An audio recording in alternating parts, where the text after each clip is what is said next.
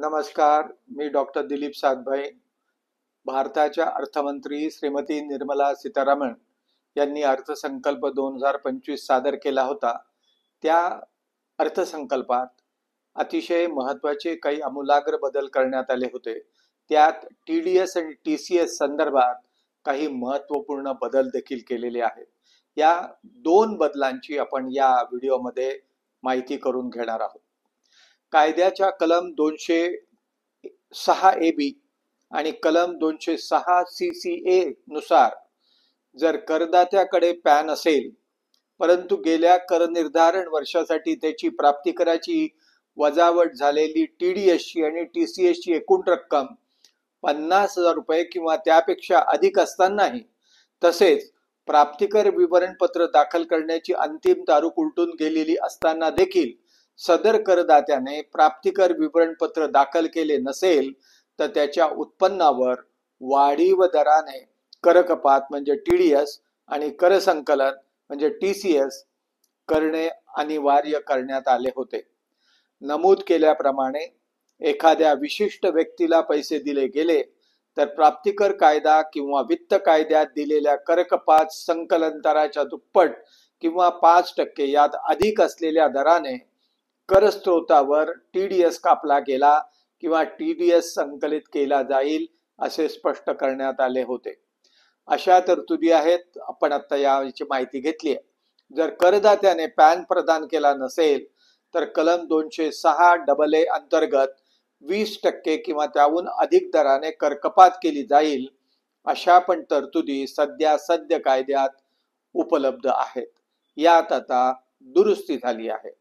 या दुरुस्तीमुळे आता करदात्यांना त्यांच्या ITR दाखल करण्याच्या स्थितीनुसार वाढीव TDS किंवा TCS दर लागू होणार नाहीत असे स्पष्ट करण्यात आले आहे आणि त्यामुळं ही दोन्ही कलमे प्राप्तिकर कायद्यातून वगळण्यात आलेली आहेत.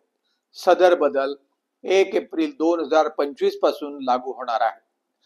दुसरा आमूलाग्र बदल कायद्याच्या कलम 206C1H नुसार आर्थिक वर्षात 50 लाख रुपयांपेक्षा अधिक किमतीच्या कोणत्याही वस्तूच्या विक्रीसाठी विक्रेत्यांनी काही अटींच्या अधीन राहून खरेदीदाराकडून सदर वस्तूच्या खरेदीसाठी 1.0% दराने कर संकलन करणे बंधनकारक आहे. त्याचप्रमाणे कायद्याच्या कलम 194Q नुसार खरेदीदाराने आर्थिक वर्षात 50 लाख रुपयांपेक्षा जास्त किमतीची वस्तूची खरेदी केल्यास निवासी विक्रेत्याला दिलेल्या देयकावर 1.0% दराने करकपात म्हणजे TDS कापावा लागतो. खरेदीदारांनी कायद्याच्या कलम 194Q TDS कपातीचे पालन केले आहे का नाही हे तपासणे विक्रेत्याला कठीण झाल्याची अनेक निवेदनं अर्थ मंत्रालयाला प्राप्त झाली होती. त्यामुळे एकाच व्यवहारावर TDS आणि TCS दोन्ही लागू केले जात होते, जो कायद्याचा उद्देश नव्हता. म्हणून व्यवसाय सुलभ करण्यासाठी आणि करदात्यांवरील अनुपालनाचा भार कमी करण्यासाठी कायद्याच्या कलम 206C च्या उपकलम 1H च्या तरतुदी 1 एप्रिल 2025 पासून लागू होणार नाहीत असे स्पष्ट करण्यात आले आहे. त्यामुळं फक्त TDSच्या तरतुदीच राहतील, TCSच्या तरतुदी मागे घेण्यात येतील. हा या दृष्टीने महत्त्वाचा बदल ठरावा.